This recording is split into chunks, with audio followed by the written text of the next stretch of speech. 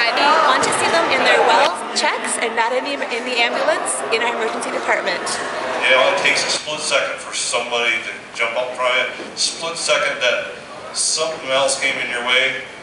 And the big thing that we see happen out here, we never used to have rollovers in the summertime, very seldom, unless they're middle of the night drunk drivers. We're having them during the daytime. And what's happening is just the same in the wintertime. You start losing control of your vehicle. Again, you're not paying attention, you start drifting your car, all of a sudden you notice you're off the shoulder road. What do drivers do? First respond, gotta get back to the center road, they quick crank the wheel. Well, what happens when you crank the wheel there, it sends your car into a spin. And when your car's going into a spin on that pavement, those tires bite in and pretty soon your car's slipping down the road. I can tell you in the last 10 years, we've had so many rollovers during the summertime coming from people overcorrecting out there. And it's coming because they're not paying attention to the driving out there. It's very serious out there.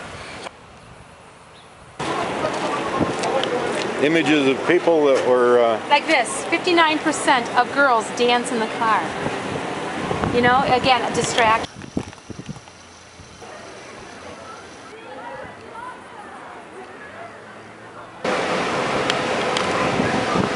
Today's event about distracted driving is a simulated event for over 500 kids across Barron County. What we're asking these kids to do is take it back to their schools and make a difference in their school.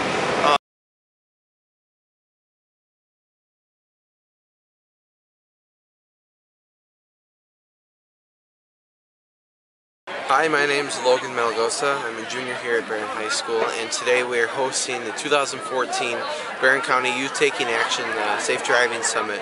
We have over 500 Barron County youth here today.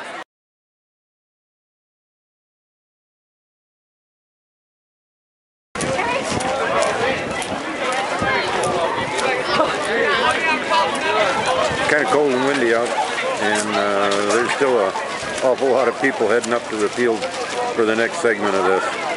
So they've got to be interested. To hear the message about distracted driving, texting. All right, we want to end the day on what we call a mock crash.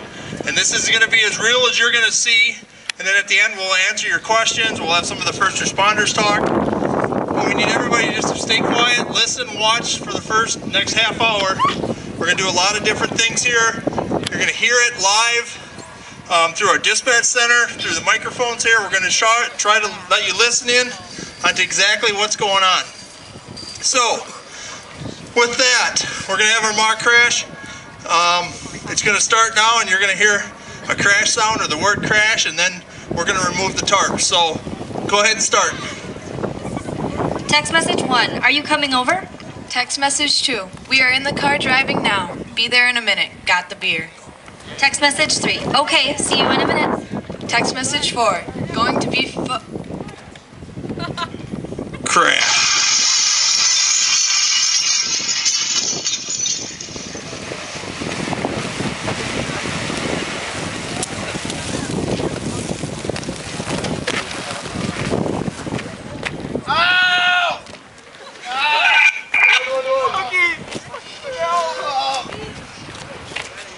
Barron County 911, where is your emergency?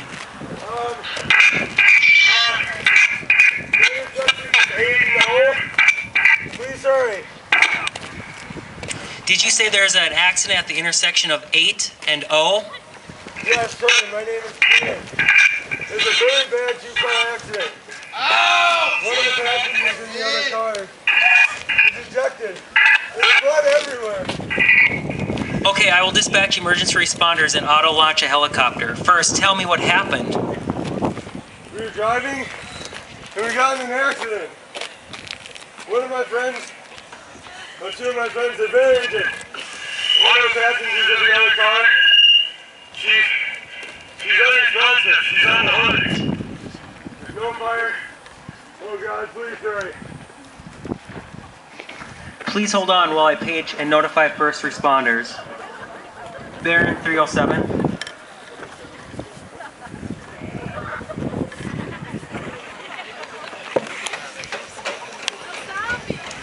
Barron 307.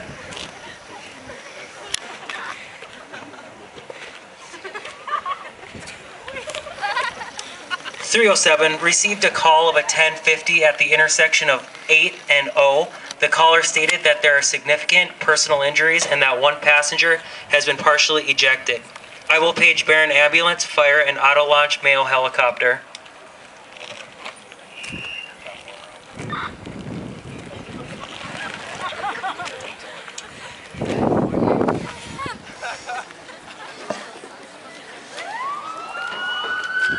Barron Fire, EMS, and Mayo Helicopter received a call of a 1050 at the intersection of 8 and O. Caller stated that there are multiple serious injuries and partial ejection. Be advised there is no smoke or fire involved with the cars.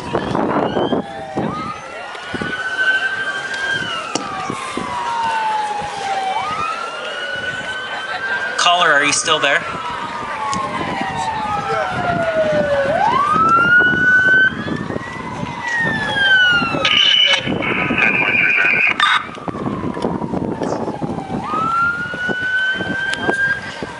Caller, hold on. Everyone is on scene.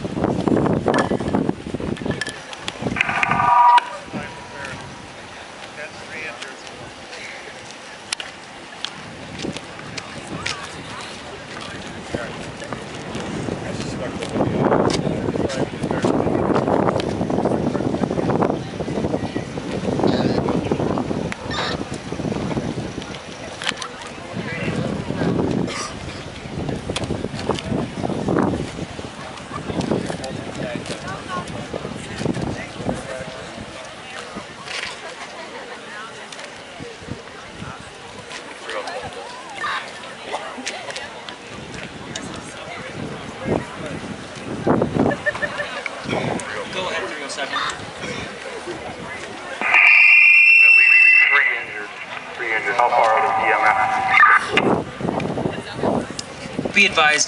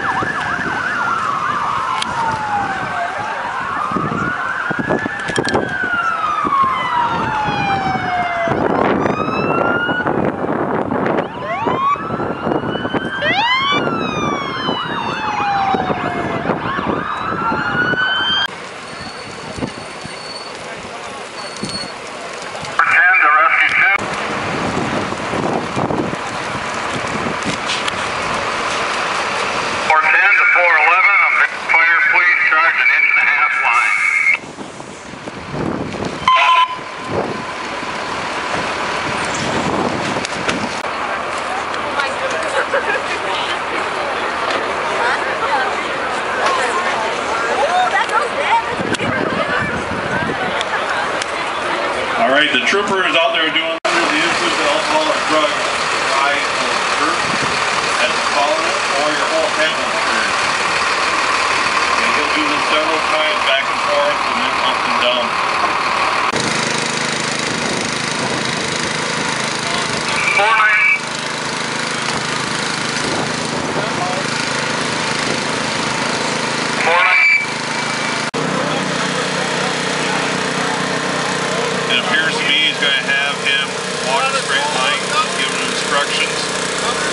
How to walk, they'll demonstrate it for the person. Generally they do 9 steps forward. When you get to your 9th step, you're asked to pivot on that foot and then come back, heel to toe, 9 steps. Watching the placement of his feet and also a big indication that he can count the proper number of steps.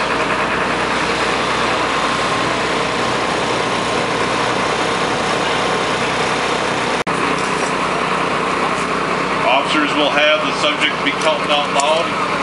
lot of times the suspect does not count out loud, which is another sign cannot follow instructions.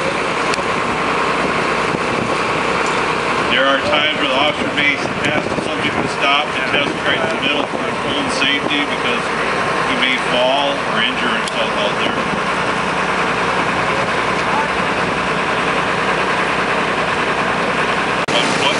And you can see the officer is demonstrating what he's going to have the subject do. He'll have you raise your foot approximately 6 inches in front of you.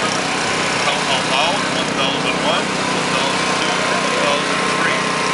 Again, watching the suspect has to give the instructions, see if he follows, to listen, to wait until he instructs. A lot of subjects that are under the influence will try to do the test before instructing to do so.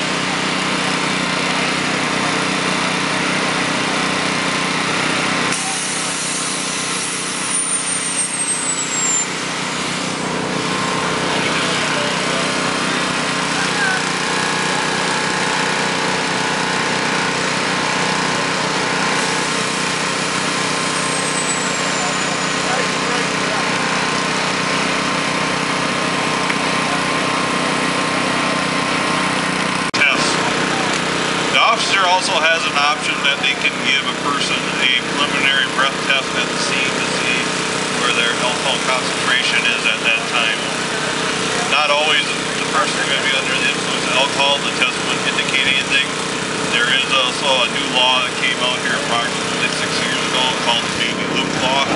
And at that time, you can arrest people who are under the influence of drugs, even prescription drugs. There has the same penalty as any OWI. Barron County units, paging Barron County units. It could take you an hour and a half to actually reach the people. It's a process that you got to ensure that you have the right stop at the right time. Alright, I think a lot of you have heard Mayo 2 flying over.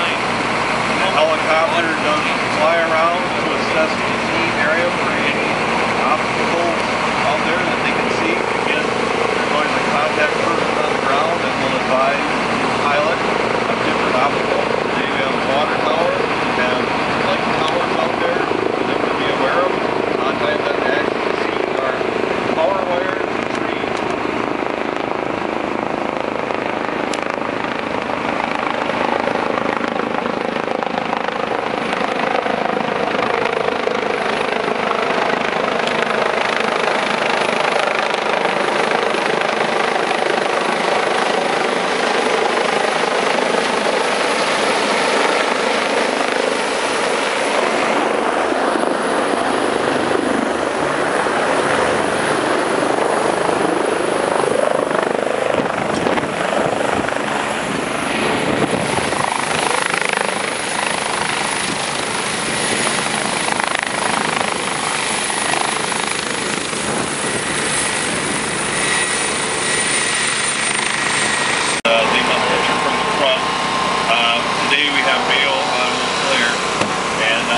Have a larger helicopter. Sometimes a little larger, sometimes small.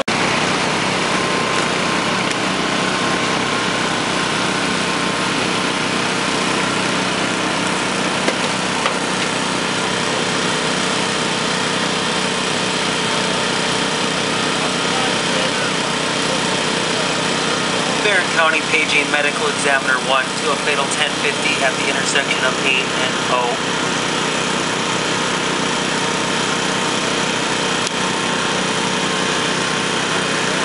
10-4.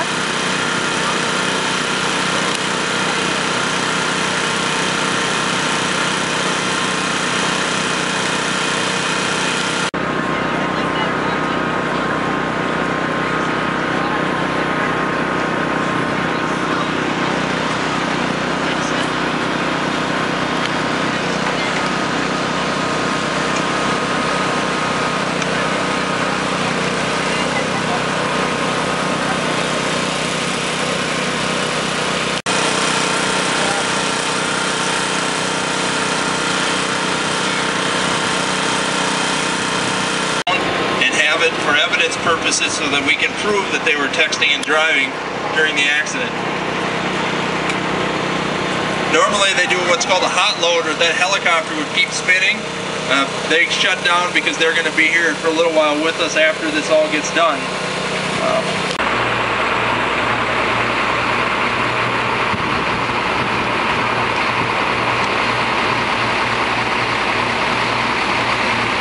You know what happens when there's two cops at your door at 3 o'clock in the morning and your son or daughter's not home, is we have to then tell them that their son or daughter passed away in a car accident, whether alcohol was involved or texting, whatever the situation is.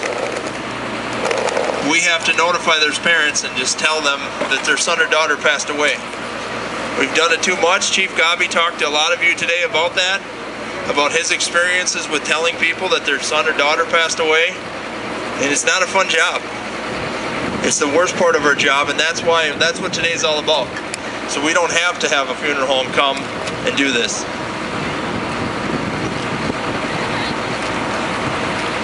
Or see and look at the 2 friends that were here that were injured, that really were off to the side here because they weren't in any danger. They got to watch all that and think of what they have to live with now.